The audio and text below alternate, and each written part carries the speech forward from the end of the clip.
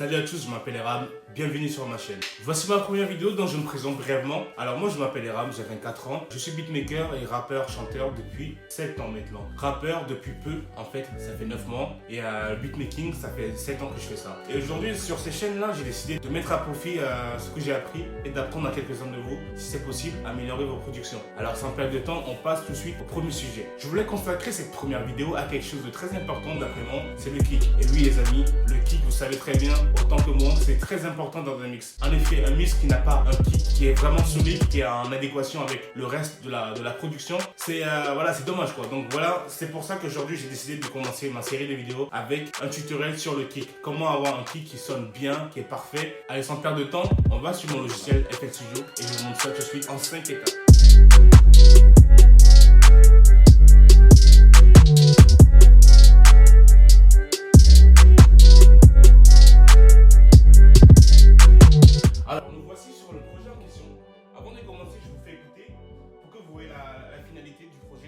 Je vais recommencer le processus pour que vous voyez comment j'ai fait pour en arriver là. Voici le projet.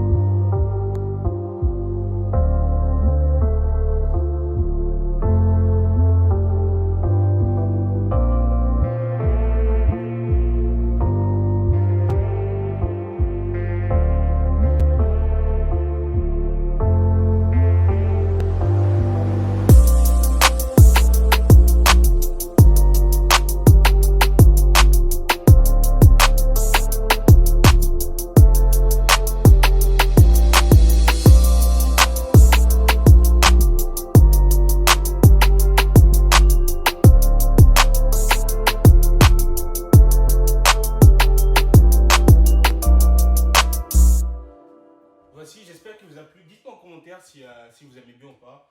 Ce que vous en pensez tout simplement, ça m'intéresse vraiment. Je vais isoler le kick dans un premier temps. Et je vous montre les différents traitements que j'ai fait. Voici, il y en a 4. Alors vous allez me dire, qu'est-ce qu'il raconte? Il dit qu'il va nous montrer 5 procédés afin d'arriver à un bon kick. Et là, il n'y a que 4 processus. Évidemment, il y en a un cinquième. Ça, c'est un bonus, je vous le montre à la fin. Alors, je vais tout enlever.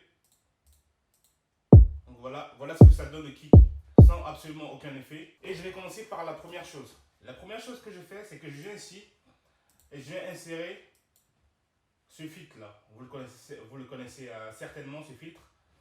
Excellent filtre d'ailleurs. Si vous ne l'avez pas, je vous conseille de l'avoir. Alors ce que je viens ensuite faire, c'est que je viens au niveau de la basse ou du sub. Et là je viens noter la note fondamentale de la basse. Parce que une basse, généralement, ça joue une note fondamentale. Donc là, c'est A dièse 5. Donc là, je viens ici et je viens noter A dièse 1. Hop, je vais activer le pavé numérique. Et là, je viens noter A dièse 1. Ce qui est génial avec ce fit là, c'est qu'on peut directement noter les notes. Par exemple, je peux mettre C3, ça va directement me mettre à C3. Là, en l'occurrence, j'ai besoin de mettre A dièse 1, donc je mets A dièse 1 et ça me met directement à A dièse 1. Et à A dièse 1, je viens baisser le gain de 3, augmenter, mettre le Q à 3. Et je viens ici, je fais A dièse 2 et je fais exactement l'inverse de ce que je viens de faire. C'est-à-dire que là, je vais faire un gain de 3 et pareil, ici par contre, je mets 3 au niveau du Q. Pourquoi est-ce que je fais ça? En fait, le kick et la basse, généralement, dans ce son, en tout cas, ça joue ensemble.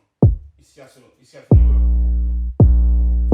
Le fait de faire ça, en fait, ça crée de l'espace pour que les deux puissent entendre mutuellement.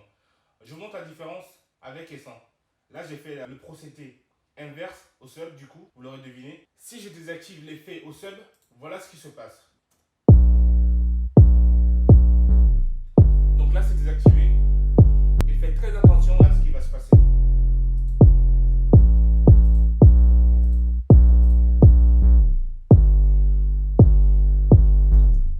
C'est très subtil, mais en fait, les deux jouent beaucoup mieux ensemble.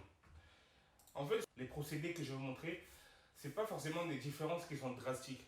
Mais l'accumulation de tout ça va faire que le résultat il va être beaucoup mieux à la fin. Donc là, je reviens au kick et je reviens encore une fois à mon filtre. Avant de poursuivre, ce que je viens aussi faire, c'est que je viens ici couper les fréquences en dessous de 25 Hz. Pourquoi est-ce que je coupe en dessous de 25 Hz? Alors, la plupart des systèmes sonores, dans les boîtes de nuit, etc., à part dans les boîtes de nuit, et même là-bas, c'est pas tous, ils sont incapables d'aller en dessous de 25 Hz. Et justement, quand on a beaucoup de sons qui jouent ensemble, il y a forcément des résidus de fréquences, de très basses fréquences comme ça. Donc, pour éviter qu'il y ait un conflit, ce qu'on va faire, c'est qu'on va directement couper à 25 Hz. Là, je peux même augmenter ici.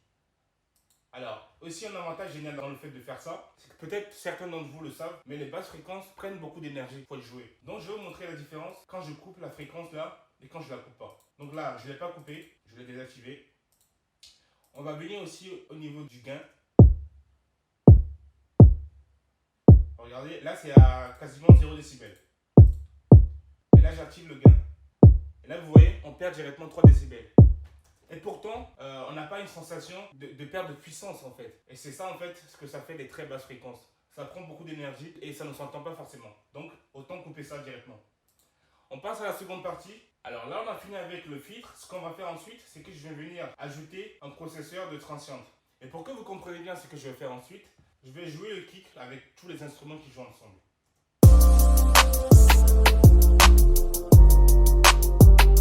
Donc regardez très bien quand je joue par main.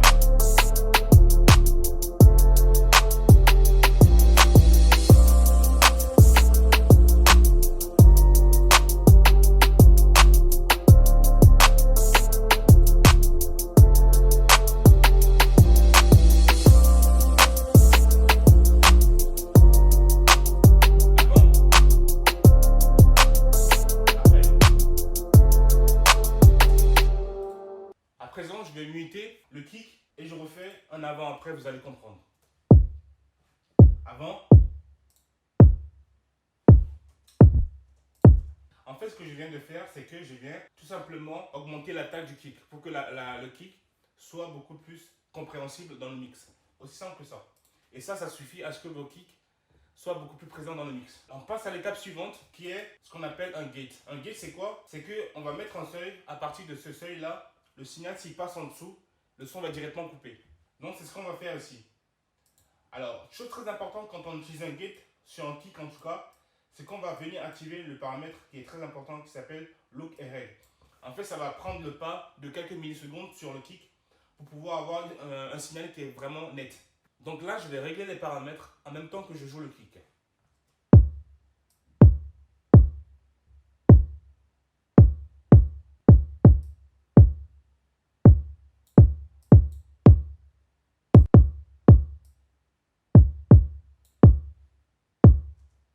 Je vous fais un avant-après. Avant.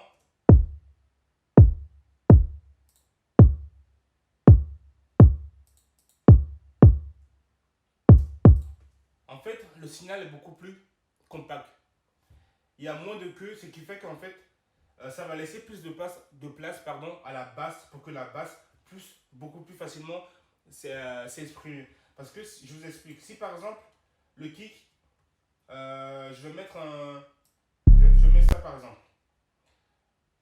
Si par exemple le kick, on va dire ça c'est le kick,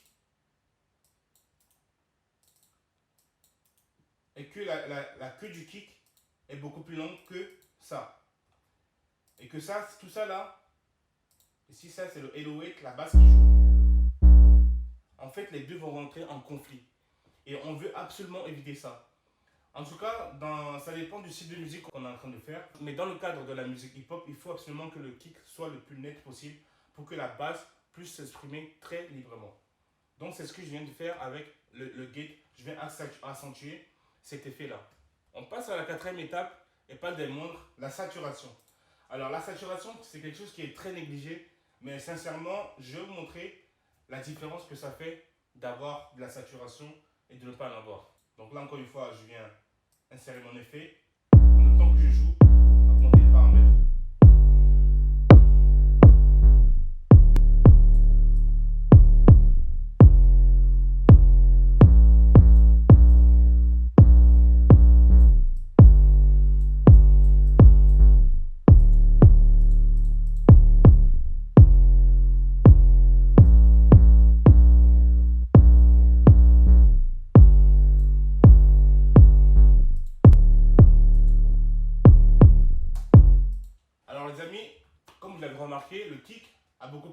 punch. Et un truc que vous n'avez certainement pas remarqué, encore une fois, c'est au niveau du gain, du volume. Ça va vous impressionner. Regardez au niveau du gain, faites attention. Alors, je vais désactiver l'effet et là, je joue le kick.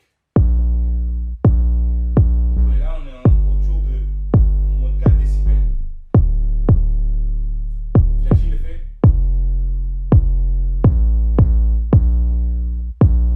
On perd du décibel, mais on gagne beaucoup plus en punch. Ça, les amis, c'est super important dans un mix parce que ça va faire de la place pour que d'autres instruments puissent s'exprimer tout en gardant un niveau sonore qui est modéré pour que le tout soit vraiment harmonieux. Ça, c'est très important, les amis, de bien contrôler son volume. Et c'est ça qui est génial avec la saturation parce que la saturation, ça va donner un son qui est plus présent tout en réduisant le volume. Et ça, c'est vraiment formidable. C'est un outil à ne vraiment pas négliger. Je vous conseille vraiment de l'utiliser, vraiment surtout au son. Dès que vous voulez avoir un son qui a du punch, tout en gardant un volume qui est correct, sans forcément avoir à pousser le volume, ce qui peut être très mauvais en fait. Là, vous mettez de la saturation et voilà ce qui se passe. C'est formidable. Et là, on va passer à la 5e étape. Et ouais, vous êtes resté jusqu'à la fin, donc il est temps que je vous récompense. Et vous n'allez pas être déçus. Alors, cette 5e étape, c'est ce qu'on appelle la compression parallèle. Et ça, les amis, encore une fois, c'est comme la saturation. C'est un outil qui est très négligé, mais qui est vraiment extrêmement puissant. Je vous montre la différence avec et sans. Pour faire une compression parallèle sur FL Studio, il suffit de venir sur votre rack du son que vous êtes en train de traiter, puis de cliquer ici sur une piste qui est libre. Là, j'ai déjà assigné, là je viens d'assigner à une piste qui est libre. Donc là, le signal en fait, il va être routé sur la piste où je viens de cliquer. Et en fait, ce signal-là, c'est une copie qu'on va pouvoir traiter individuellement. Alors sur cette piste d'effet qui est libre là, on va venir insérer ce compresseur-là qui fera très bien l'affaire. Et ce qui est génial, il y a déjà en fait une préconfiguration qui s'appelle compression parallèle, tout simplement. Donc là, je mets le son à fond et je joue le kick. Avant.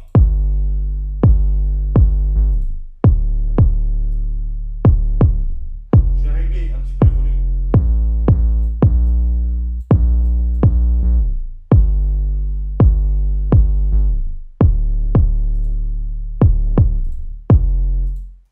En fait, le kick est plus punchy, encore une fois. Et ça va permettre que le kick, encore une fois, soit beaucoup plus compréhensible dans le cadre d'un mix. Et là, je vous montre ce que ça donne dans le mix en général, quand je vais désactiver l'effet et quand je l'active. Là, je désactive l'effet.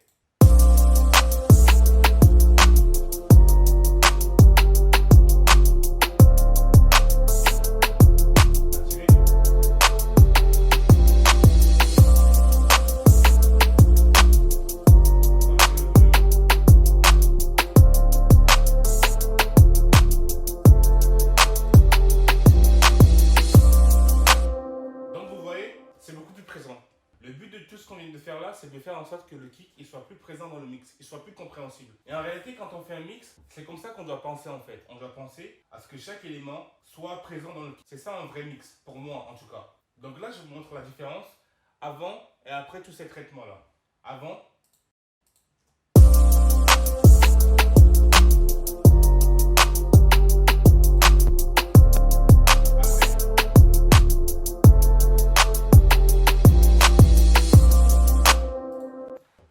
Alors voilà les amis, le tuto est enfin arrivé à son terme. J'espère vraiment qu'il vous aura plu, c'est mon premier tutoriel. C'est peut-être pas parfait, mais je tenais à le faire. Dites-moi dans les commentaires ce que vous voulez comme autre sujet. Surtout abonnez-vous, commentez, mettez un j'aime, ça m'aidera beaucoup et ça m'encouragera à continuer. Merci et à bientôt.